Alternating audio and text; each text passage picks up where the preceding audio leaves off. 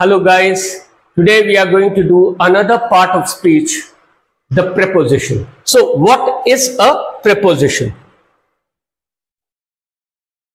We see a preposition is a word which is placed before a noun or a pronoun. It's like preposition.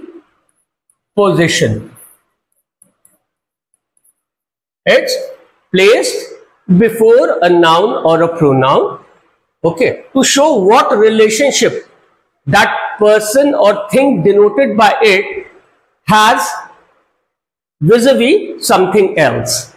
Okay, so there is a cow in the field. तो ये बता रहा है कि एक cow है. So it is telling about the subject, like here the subject is a cow, और उसका रिलेशनशिप फील्ड के साथ क्या है, तो ये बताएगा इन, जो कि प्रेपोजिशन है, कि the cow is in the field. Okay, he is fond of tea, ये हमारा प्रेपोजिशन हो गया, of tea, right. The cat jumped off the chair, कहां से जंप की, ऑफ द चेयर. तो यहां हम देख रहे हैं कि ये प्रेपोजिशन इस चेयर को एज एन ऑब्जेक्ट ले रहा है, ये टी जो है ये ऑफ इसको ऑब्जेक्ट ले रहा है, और काउ इन द फील्ड, तो इन जो है वो फील्ड को एज एन ऑब्जेक्ट ले रही है. So they become the object of the preposition. Okay,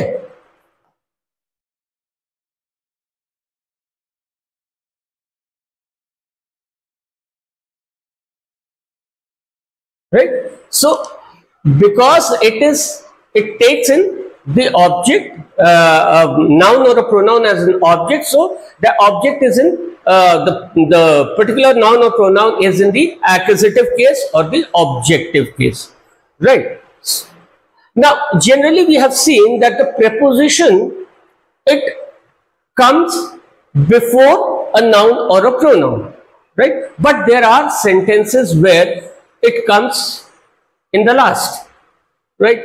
Here is the watch that you had asked for. That is the boy I was speaking of. What are you looking at? What are you thinking of? Which of these chairs did you sit on? So ये जितने भी prepositions है हमारे sentence के last में आ रहे हैं. तो हम ये देखेंगे कि ऐसा कब होता है. जनरली ऐसा तब होता है जब हमारा सेंटेंस में एक रिलेटिव प्रोनाउन हो, दैट. ठीक है, that is a relative pronoun. ये हमने अपने प्रोनाउन वाले लेक्चर में पढ़ा था. तो ये किसको रिलेट कर रहा है, that. It is relating to the watch. Here is the watch that you asked for. जिसको, ये वो घड़ी है जिसको, तो ये जिसको किसको रेफर कर रहा है, वॉच को. तो that is a relative pronoun. That is the boy. यहां पे दैट एक तरह से डेमोन्स्ट्रेटिव प्रोनाउन हो गया, राइट. डेमोन्स्ट्रेटिव की वही लड़का है जिससे मैं बात कर रहा था, आई वॉज स्पीकिंग, या जिसके बारे में मैं बात कर रहा था. फिर हम देखते हैं कि यहां पे हमारा इंटरोगेटिव प्रोनाउंस आ जाते हैं. व्हाट, विच, ठीक. What are you looking at. तो जनरली हम ये सेंटेंसेस में देखेंगे कि जिन सेंटेंसेस में हमारा इंटरोगेटिव प्रोनाउन है, या रिलेटिव प्रोनाउन है, या हमारा डेमोन्स्ट्रेटिव प्रोनाउन है, वहां पे हमारा प्रेपोजिशन बाद में आता है, या at the end of the sentence आता है. ओके,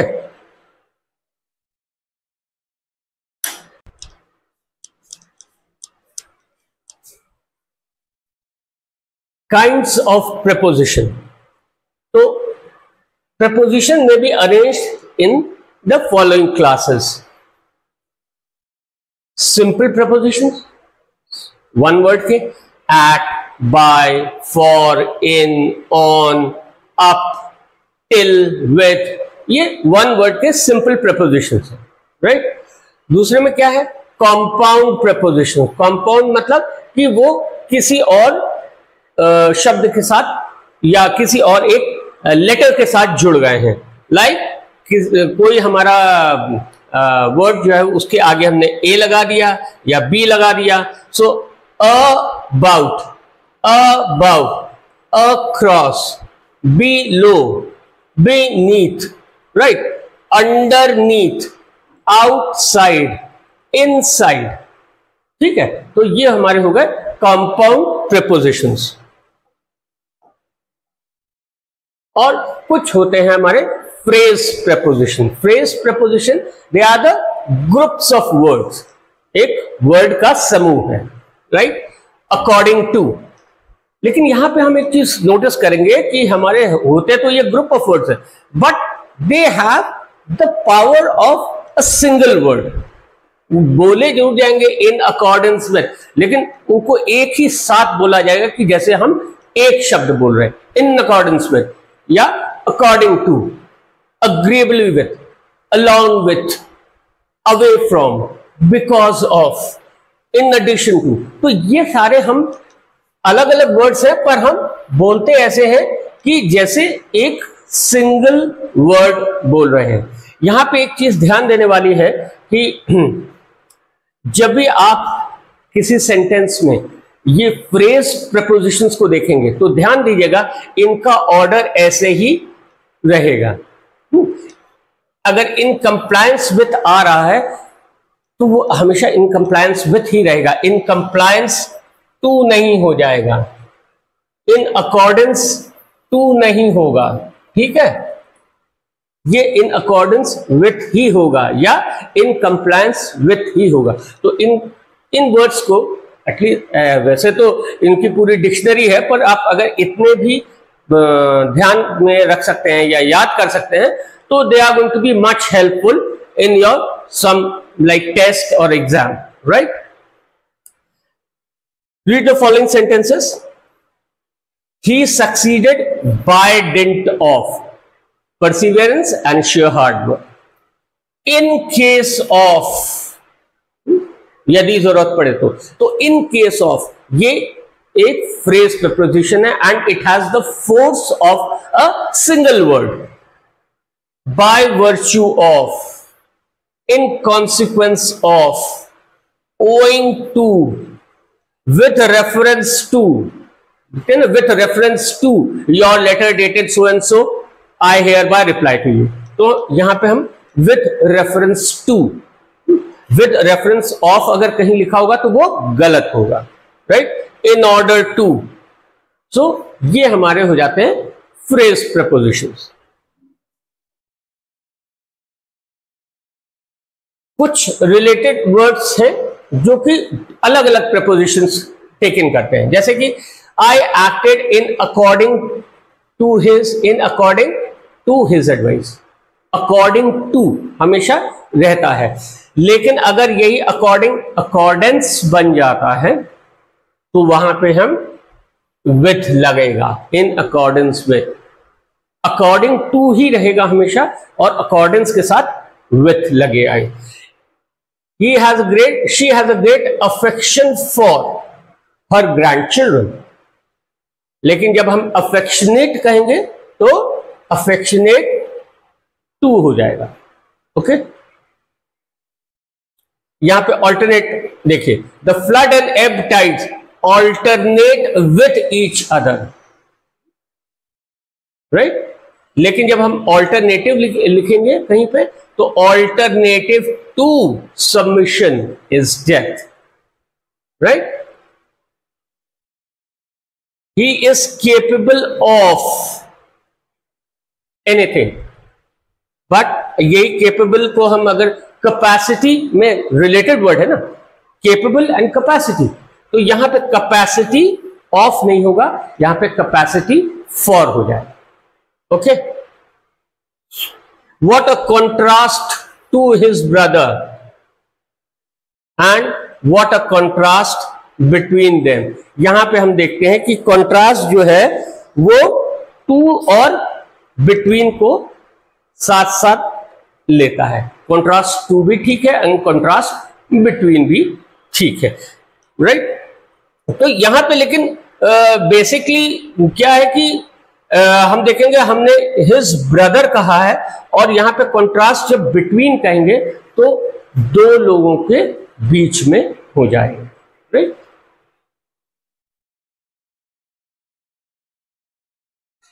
यहां पे कुछ प्रपोजिशंस हैं जो हमें अक्सर हमारे सेंटेंसेस में या हमारे एग्जाम्स में पूछे जाते हैं, जो हमें कॉमनली कंफ्यूज करते हैं, राइट। लाइक हम देखेंगे कि सेंटेंस इन या एट, कहां पे हम इन लगाएंगे, कहां पे एट लगाएंगे। तो हम कहते हैं कि हम इन वहां पे लगाएंगे जहां पे हम किसी एरिया या प्लेस की बात कर रहे हैं। से हम कह रहे हैं कि where do you live in, आपका आंसर आया आई लिव इन लखनऊ। तो लखनऊ इज एन एरिया, बहुत बड़ा एक एरिया है। अगर हम कहेंगे कि where do you live in Lucknow, so आप कहेंगे आई लिव एट आलमबाग। तो हमने उस एरिया, बड़े एरिया से एक पोजीशन ले ली। जैसे हम जीपीएस में अपने पोजीशन डालते हैं, तो जब हम जीपीएस में पोजीशन डालते हैं तो वो जो एड्रेस होता है उससे पहले एट लगेगा, राइट, क्योंकि हम उस पर्टिकुलर पॉइंट को रिफर कर रहे हैं। We stayed in Mumbai for 5 days। Mumbai बहुत बड़ा एरिया है। How long have you lived in this village, हम एक एरिया की बात कर रहे हैं। इस चीज को ध्यान रखिएगा, जब भी किसी एरिया की बात होगी तो हमारा प्रपोजिशन इन लगेगा। और एट कब लगेगा, जब किसी एक पर्टिकुलर पॉइंट की बात होगी। अब जैसे our plane stopped at Mumbai on the way to Iran. Our plane, यहां ध्यान रखिएगा, हमारा प्लेन स्टॉप्ड एट मुंबई, तो जनरली क्या है, वो मुंबई एयरपोर्ट पे उतरा, उस पॉइंट पे उतरा जब हम आगे ईरान जा रहे थे, right. We use at to talk about group activities and shops or workplace. Group activity अगर कोई हो रही है, लाइक कैसे, Did you see Shobha at the party? उस किसी पर्टिकुलर पार्टी की बात हो रही है, तो वो पॉइंट हो गया एक तरह से। तो यहां पे हम at the party कहेंगे। There weren't many people at the meeting. Meeting एक कॉन्ग्रेगेशन हो गया जहां पे स्पेसिफिक लोग मिल रहे थे, ठीक है, तो वहां पे हम एट लगाएंगे, right. I saw him at the bakers. Bakers मतलब एक बेकर की शॉप थी, तो हमने उस बेकर की शॉप हमारे जीपीएस लोकेशन पे आ गई, राइट। तो वो हमने कहा यहां पे हम एट लगाएंगे। So the difference is between area and point.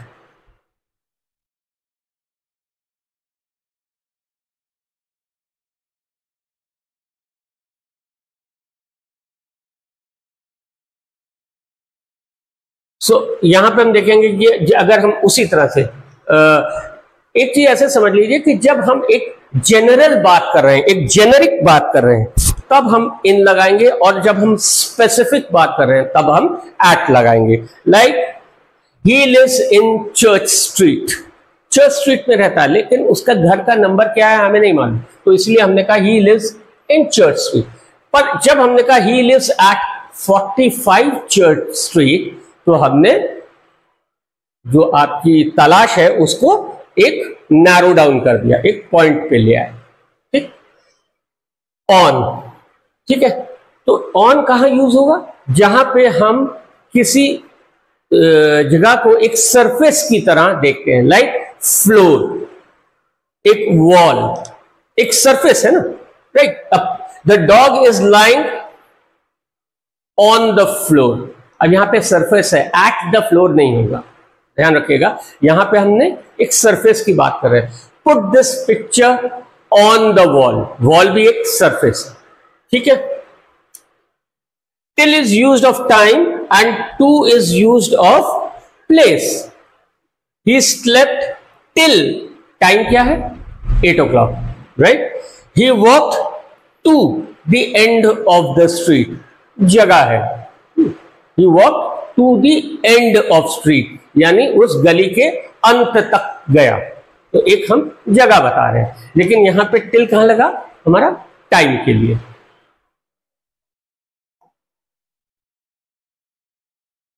with often denotes the instrument and by the agent. Instrument and agent क्या हो गया? इंस्ट्रूमेंट होता है किसी चीज से, और एजेंट क्या हो गया? किसने। ठीक है, एक किसी पर्सन या थिंग को रेफर कर रहा है, लेकिन इंस्ट्रूमेंट क्या हो गया? किस चीज से। Like he killed 2 birds with 1 shot।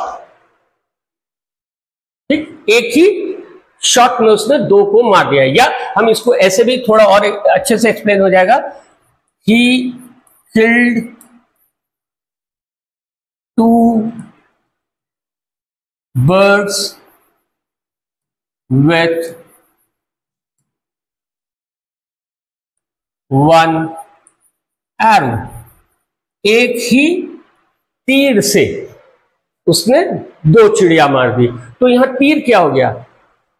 यहां पे तीर हो गया हमारा इंस्ट्रूमेंट। किस चीज से मारी? किसने मारी? ही। ठीक, तो यहां पे अब यहां पे ही हमारा सब्जेक्ट हो गया। तो नेक्स्ट सेंटेंस में देखेंगे, ही वॉज स्टैब्ड बाय अ ल्यूनाटिक, एक पागल आदमी, विथ अ डैगर। तो यहां पे हमारा अगेन ये जो है हमारा he was stabbed by a lunatic with a dagger. तो यहां पे हमारा बाय जो हो गया, by a lunatic with a dagger.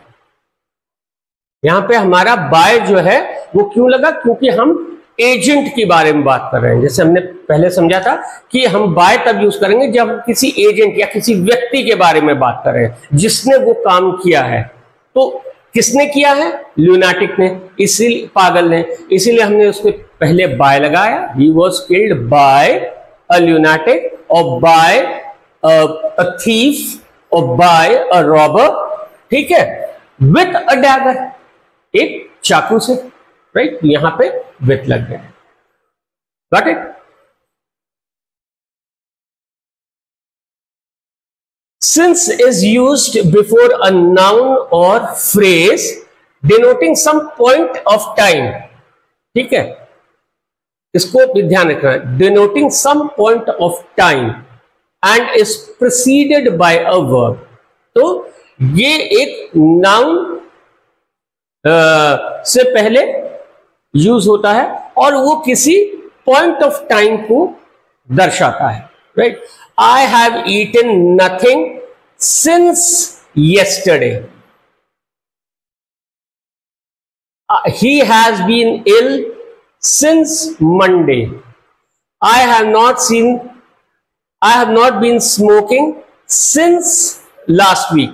तो जब हम इस किसी टाइम के, स्पेसिफिकली टाइम के बारे में बात कर रहे हैं, yesterday, tomorrow, day after tomorrow, last week, तो उससे पहले हम सिंस लगाएंगे, सिंस प्रेपोजिशन लगाएंगे। और एक और चीज ध्यान में रखने वाली है कि वो हमारा वर्ब जो होगा वो परफेक्ट टेंस में होगा, यानी कि हैव, हैज ये लगेगा।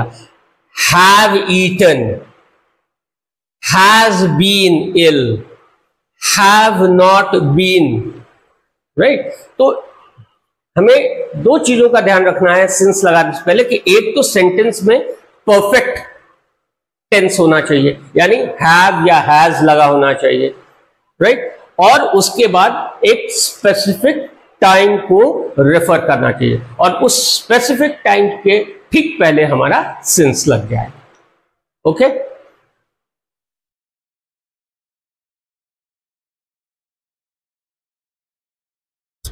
in is used before a noun denoting a period of time, means that at the end, and within use होता है कि before the end।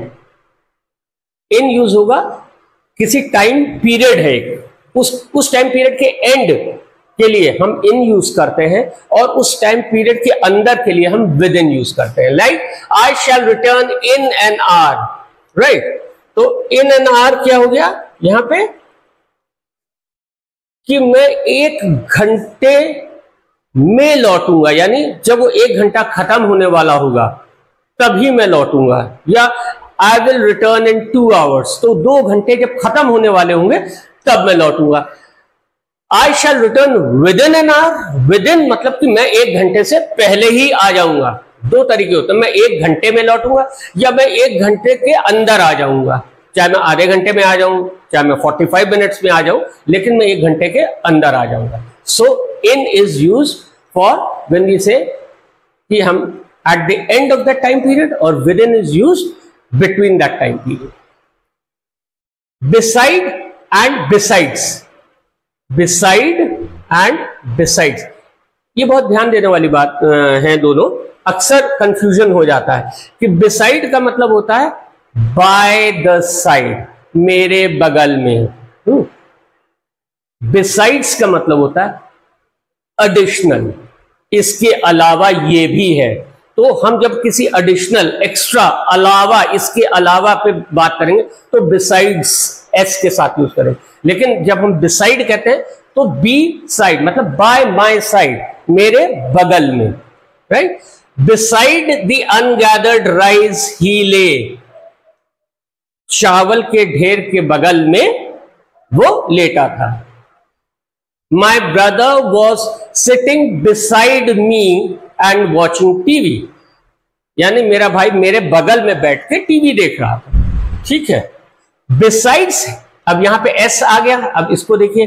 Besides his children there were present his nephews and nieces, यानी उसके बच्चों के अलावा उसके भतीजे और भतीजियां भी वहां पे थे, right. Besides being fined he was sentenced to imprisonment, तो अलावा मतलब उसको जुर्माना होने के अलावा वो जेल भी गया, ठीक है।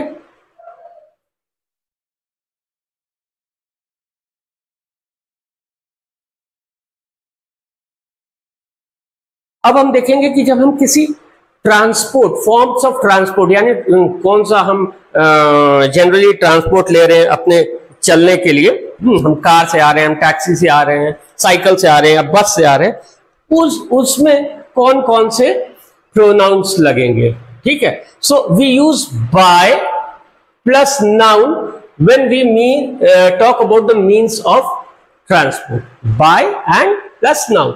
So we do not use the और a and before the noun, ठीक है। बाय एंड नाउन, सीधा बाय के बाद सीधा नाउन आएगा, नाउन से पहले ए, द, एंड नहीं लगेगा, right. We travelled by, noun, by आया, नाउन आया। बाय द ट्रेन नहीं होगा या बाय अ ट्रेन नहीं होगा, okay. We say by bicycle, by car, by boat, by ship, ठीक है। बाय प्लस नाउन डायरेक्टली, बिना किसी आर्टिकल के बीच में आए। We do not use by when the reference is to a specific bicycle, car और transport। यहां पे हमारा क्या था, एक जेनेरिक था, एक हम जनरल भाषा में बात कर रहे हैं। लेकिन जब हम किसी स्पेसिफिक के बारे में बात करते हैं, like Suresh went there on my bike, यहां पे हमारा ऑन आ जाएगा, बाय मेरी साइकिल से गया, ठीक है। We travelled in Mr Joshi's car, we travelled by car तो होगा अगर हम एक जेनरिक बोलेंगे, वी ट्रैवल्ड बाय कार। लेकिन अब हम यहां पे कार को स्पेसिफाई कर रहे हैं, हम कह रहे हैं कि मिस्टर जोशी की कार से हम लोग ट्रैवल किया, तो we travelled in Mr Joshi's car. I will go on the 7:30 bus, कौन सी बस है, हमने जो 7:30 बजे वाली बस आती है उस पे जाएंगे, तो हमने ऑन द 7:30 बस कहा। लेकिन अगर हमने कुछ ये मेंशन नहीं किया होता तो हम कहते वी विल गो बाय बस, बाय द बस नहीं होगा, बाय अ बस नहीं होगा, वी विल गो बाय बस, किसी भी बस से जा सकते हैं, जेनेरिक, जनरल हो गया। लेकिन यहां पे हमने 7:30 बस को स्पेसिफिक कर दिया, तो हम यहां पे ऑन द 7:30 बस। अब यहां एक और चीज देखने वाली है कि हम कहीं पे ऑन लगा रहे हैं, कहीं पे इन लगा रहे हैं। यहां पे भी स्पेसिफिक है, लेकिन हम कह रहे हैं we travelled in Mr Joshi's car. तो यहां पे हम ये क्यों नहीं लिख रहे हैं कि आई विल गो इन द 7:30 बस, ऑन द 7:30 बस, क्यों नहीं? तो यहां पे एक छोटा सा रूल ध्यान रखिएगा कि जब हम स्पेसिफिक बाइसिकल, बस, ट्रेन, शिप या प्लेन की बात करते हैं, ठीक है, तब हम ऑन लगाते हैं। बाइसिकल, इस चीज को ध्यान रखिएगा। बस, ट्रेन, शिप, प्लेन, इनकी बात करते हैं तो हम ऑन लगाते हैं स्पेसिफिक में। लेकिन अगर हम स्पेसिफिक में कार, टैक्सी, वैन की बात करते हैं, कार, टैक्सी, वैन, तो हम इन लगाते हैं। We travelled in mister Joshi car, ठीक। लेकिन I will go on the 7:30 bus, क्यों? क्योंकि ये यहां का एक रूल है, right? We say on foot, not by foot, ठीक है। He goes to the office on foot, ये एक, आप इसको एक एक्सेप्शन समझ लीजिए, क्योंकि यहां पे ऑन फुट जो है वो बेसिकली हम अपने आप के लिए जेनेरिक में बात कर रहे हैं, लेकिन फुट जब आएगा तो बाय फुट नहीं होगा, वो ऑन फुट होगा, okay.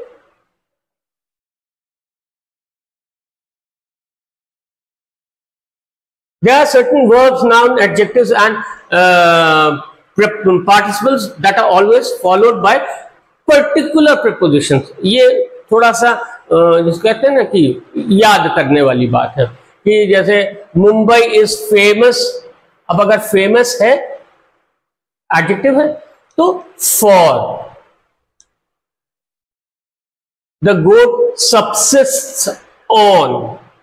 India is a noble, gorgeous and teeming with natural wealth, teeming with, being apprised of our approach, right? In the classical age, the life of the Brahmin was divided into, endowed with,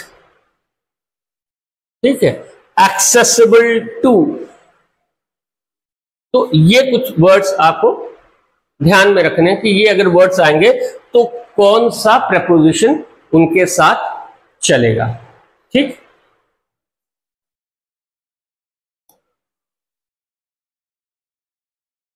अब हम यहां देखते हैं कि sometimes the preposition are inserted, वहां पे भी लगे होते हैं जहां वो रिक्वायर्ड नहीं होते। कि कहने का मतलब है कि हम वहां पे प्रेपोजिशंस को ओमिट कर सकते हैं, यानी हटा भी सकते हैं। कहां पे? Where have you been to, ठीक है, where have you been to. तो यहां पे अगर खाली हम वेयर हैव यू बीन भी लगेगा तो भी हमारा क्वेश्चन कंप्लीट है, तो हम टू हटा सकते हैं। My eldest son is a boy of about 18 years old, तो यहां पे अबाउट की जरूरत नहीं है। My eldest son is a boy of 18 years old, ये अननेसेसरी हमने लगाया हुआ है। After finishing, having finished my work I went home, तो यहां पे ये प्रपोजिशन आफ्टर जो लगा है ये अननेसेसरी है। हम सीधा कह सकते हैं having finished my work, right. तो यहां पे हम सीधा सेंटेंस को एक प्रेजेंट पार्टिसिपल से स्टार्ट कर सकते हैं। Sentence starting with the present participle, having finished my work I went home, right. तो यहां पे कुछ कुछ चीजें देखने वाली है कि जैसे हम अभी प्रीवियस स्लाइड्स में पढ़ा था कि जब भी हमारे को इंटरोगेटिव प्रोनाउन लगता है तो वो हमारा क्वेश्चन बनता है, तो वहां पे हम प्रेपोजिशंस को हटा सकते हैं, राइट।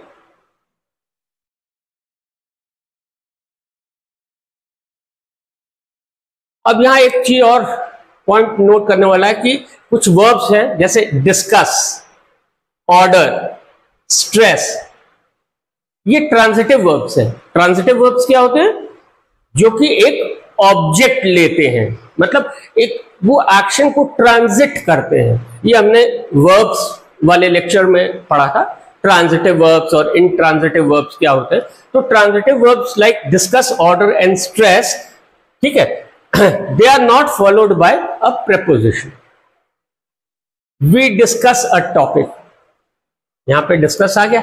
अब यहां पे हमें we discuss about a topic लिखने की जरूरत नहीं है। ट्रांजिटिव सेंटेंस है तो इसके बाद प्रेपोजिशन की जरूरत नहीं होती। प्लीज ऑर्डर टी, तो यहां पे ऑर्डर आ गया, इसके बाद यहां प्रेपोजिशन की जरूरत नहीं है। प्लीज ऑर्डर फॉर टी, जैसे आप लोग कैंटीन गए और आपने कहा कि ये एक जनरल टॉकिंग लैंग्वेज में हम कहते हैं प्लीज ऑर्डर फॉर टी, तो वहां पे फॉर की जरूरत नहीं होती। Please order T, please order coffee, right. Stress a point, यहां पे सीधा स्ट्रेस अ पॉइंट आ गया, ट्रांजिटिव है। स्ट्रेस ऑन अ पॉइंट की जरूरत नहीं। तो ये ध्यान रखिए, ये जो ओमिशंस में कौन कौन से रूल्स लग जाते हैं। ओके, तो कुछ इसमें टिप्स भी हैं जो आपकी हेल्प करेंगे to answer certain questions which are like based on prepositions. क्या टिप्स हैं कि if two words are joined with and और which is followed by a preposition, for both the words of preposition should be clearly defined। ठीक, तो हम देखते हैं कि दो वर्ड्स हैं, she is conscious, she is conscious and engaged in, right। तो यहां पे हम देख रहे हैं इस सेंटेंस में कि she is conscious and engaged, ये दो वर्ड्स एंड के साथ जुड़े हैं, लेकिन एंगेज्ड के साथ हमारा एक प्रेपोजिशन लग रहा है, एंगेज्ड इन हर होमवर्क। तो यहां पे कॉन्शियस के साथ भी एक प्रेपोजिशन लगेगा। तो she is conscious of and engaged in her work, in तो लगा हुआ था पर इस वाले वर्ड के आगे हमारा प्रेपोजिशन नहीं था, तो इसलिए ये गलत हो जाएगा। तो हमारे को यह ध्यान रखना है कि अगर कोई सेंटेंस में दो वर्ड्स एंड और द्वारा जोड़े जा रहे हैं एज कंजंक्शंस, तो दोनों वर्ड्स के बाद हमारा प्रेपोजिशन लगेगा। Okay, if there is a usages of main verb after the preposition, namely about, after, at, before, ये सारे हैं, तो मेन वर्ब हमेशा इंग फॉर्म में हो जाएगा या प्रेजेंट पार्टिसिपल में हो जाएगा। ध्यान रखिएगा, जैसे हमने वर्ब्स के लेक्चर में बताया था कि एक सेंटेंस में मेन वर्ब भी होता है और बहुत सारे ऑक्सिलरी या हेल्पिंग वर्ब्स भी होते हैं, जैसे इज हुआ, एम हुआ, हैज हुआ, ये ऑक्सिलरी वर्ब्स है। हमें सेंटेंस का मेन वर्ब आइडेंटिफाई करना होता है। तो यहां पे हम देखते हैं कि after main verb after the preposition, namely, ये अगर इनके बाद अगर मेन वर्ब आता है इन प्रीपोजिशन के, तो वो इंग फॉर्म में होगा। ठीक, आई डिलाइट, टेक डिलाइट इन, इनके बाद वर्क आ रहा है, वर्क मेन वर्ब है। ठीक, तो यहां पे वर्क नहीं होके working hard, I take delight in working hard.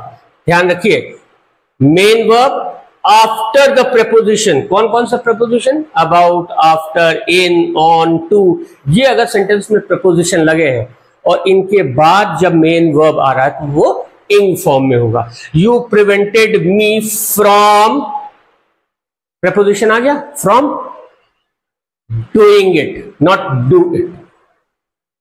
Okay,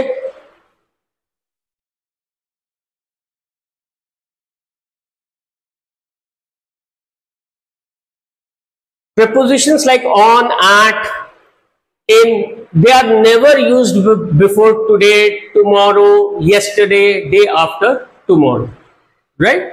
So Hari will go there tomorrow, ठीक, on tomorrow नहीं होगा या कुछ और at tomorrow नहीं होगा। They arrived here yesterday. They had arrived here yesterday evening. यहाँ पे on yesterday evening जैसे बोलचाल की भाषा में they arrived on yesterday evening नहीं. जब भी हमारे ये वर्ड्स होंगे tomorrow, yesterday, day after tomorrow, day before yesterday, तो ये सब वर्ड्स होंगे तो उनके पहले हमारे ये प्रेपोजिशन ऑन, एट, इन जो जनरली बोलचाल की भाषा में हम यूज करते हैं वो यूज नहीं करेंगे. Did you go to the meeting last Thursday? बोलचाल में कहते हैं ना कि did you go to the meeting on last Thursday? नहीं, ऑन लास्ट थर्सडे नहीं हुआ. Did you go to the meeting last Thursday, because ये वर्ड आ रहा है लास्ट थर्सडे, इसलिए इसके आगे इन, ऑन, एट प्रेपोजिशन नहीं लगेंगे.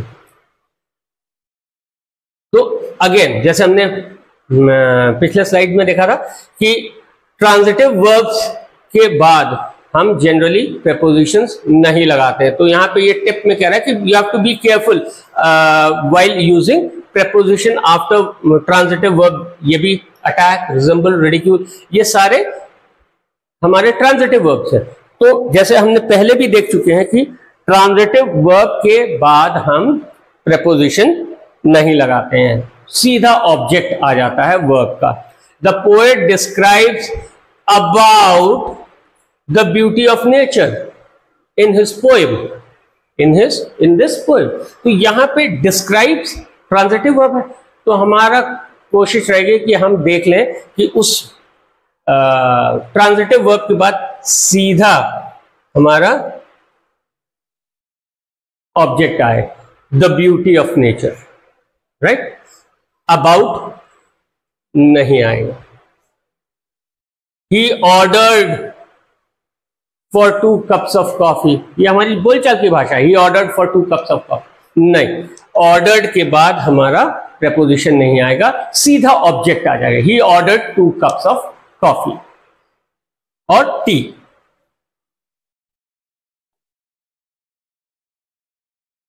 Preposition to is always used after ये verbs देख लीजिए, say, suggest, propose, speak, complain, talk, write, reply. इनके बाद हमारा preposition to जरूर लगता है. You suggested him to go to school. You suggested him to go to school. नहीं, you suggested to him to go to school. Suggested के बाद जरूर लगेगा. ये सीधा ऑब्जेक्ट नहीं लेगा. ये वर्ड्स कौन कौन से? से, सजेस्टेड, प्रपोज, स्पीक, ये कुछ कुछ चीजें हैं जो आपको याद ही करनी पड़ेंगी, इसका कोई ऑल्टरनेट नहीं है. ठीक है. She said to me that she would help. He did not reply to. He did not reply his teacher. नहीं, he did not reply to his teacher. You never write to me. Okay? Thank you.